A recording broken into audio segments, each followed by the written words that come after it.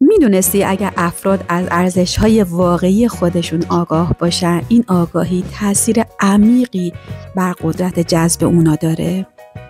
وقتی انسان‌ها به توانایی‌ها و ظرفیت‌های درونی خودشون پی میبرن، اعتماد به نفس بیشتری پیدا میکنن و با اطمینان به سمت اهدافشون حرکت میکنن.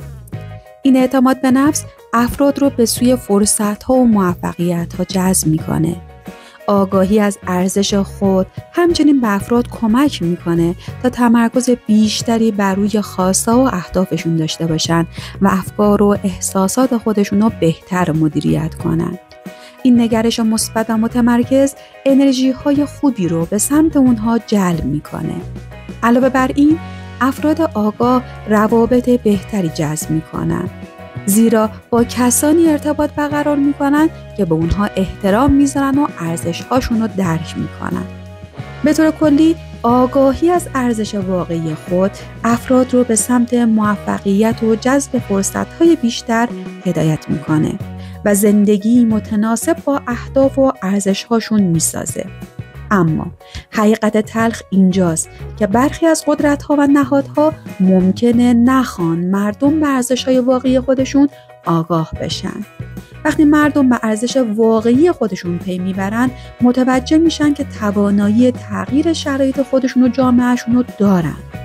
این آگاهی میتونه منجر به این بشه که مردم به وضعیت‌های ناعادلانه یا نابرابر رضایت ندن و برای تغییرات مثبت تلاش کنن.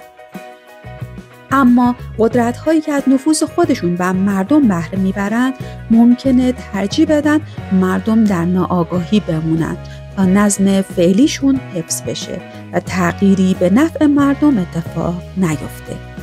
این نهادها و قدرت‌ها با راه‌های ساده افکار، احساسات و تمرکز افراد رو در دستشون گرفتن. حالا با چه روش‌هایی؟ یکی از روش‌های اصلی اونها با کنترل محتوای تلویزیونی و فضای مجازیه. تا به حال دقت کرده بودی که دولت‌های مختلف انبوه مردم و افکار عمومی رو چطوری کنترل می‌کنن؟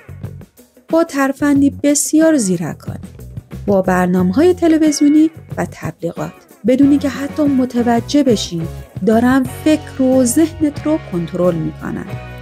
به این معنی که اطلاعات رو طوری مدیریت میکنن که مردم فقط به جنبه‌های خاصی از یک موضوع توجه کنن و از واقعیت‌های مهم غافل بمونن. به عنوان مثال، به محتوای سریال‌ها و فیلم‌های تلویزیونی دقت کنید. چه محتوایی دارن؟ کمی فکر کنید. آدم فقیر پیش خدا محبوب تره. افراد پولدار از راه نادرست کسب ثروت کردن. هرچی در این دنیا بدبخت‌تر باشی، در اون دنیا عزیزتری. خیانت زن به مرد، خیانت مرد به زن، بیماری و محتواهای از این دست. فکر کنید با دیدن مداوم این نوع محتواها چه باورهایی در ذهن شما ساخته میشه.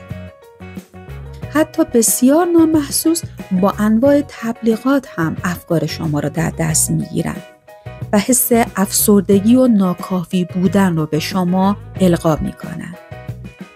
یا با فیلم ها یا محتواهای خاص یا ترسناک و آهنگ های سابلیمینال داروی اونها قدرت شما را در دستان خودشون میگیرن.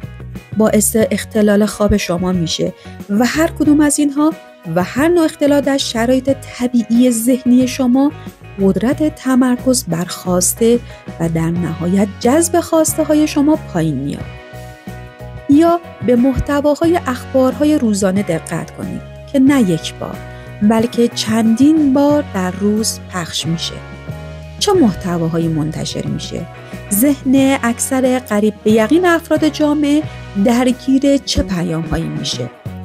غیر از پیام خیانت، گرونی، قتل، کشتار، جنگ، بیکاری، نازایی، بیماری، سیل، زلزله و اخباری از این دست، خبر دیگه‌ای منتشر میشه؟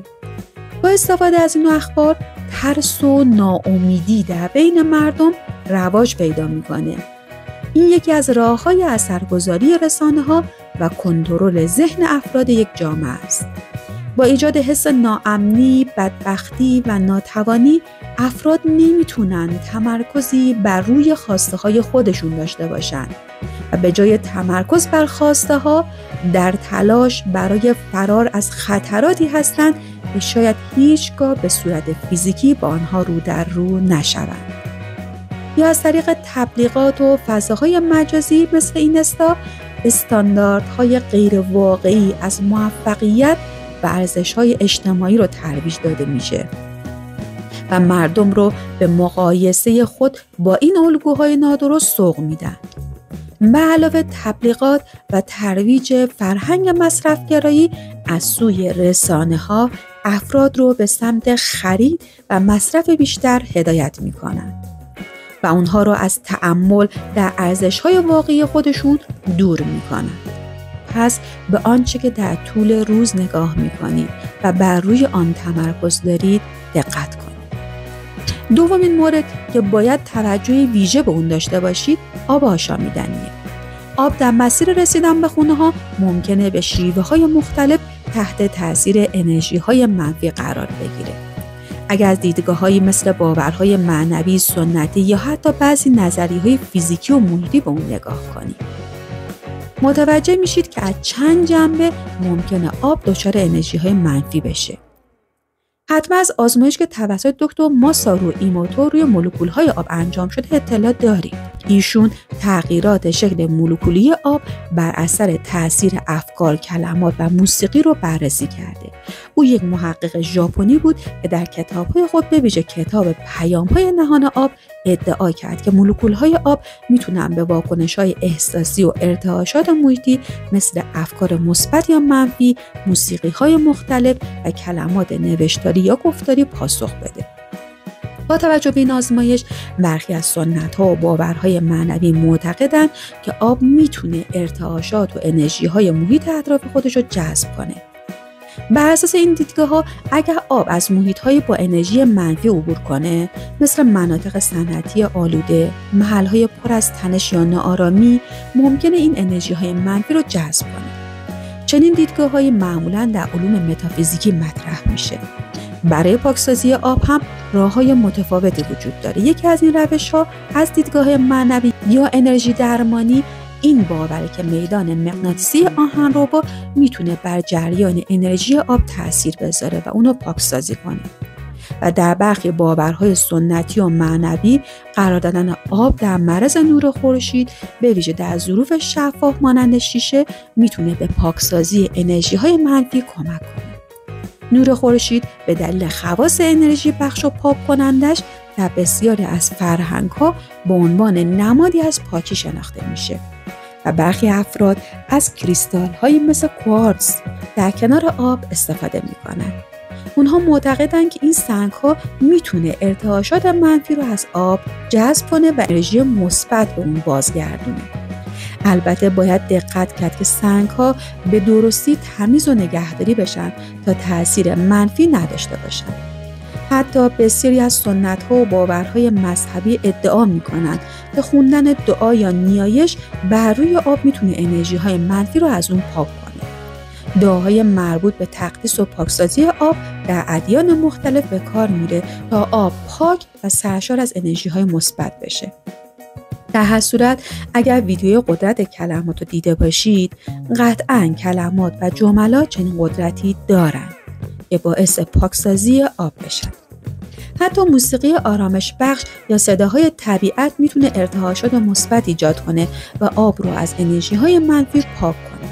در هر صورت با هر کدوم از این روش‌ها قادر به پاکسازی آب هستید.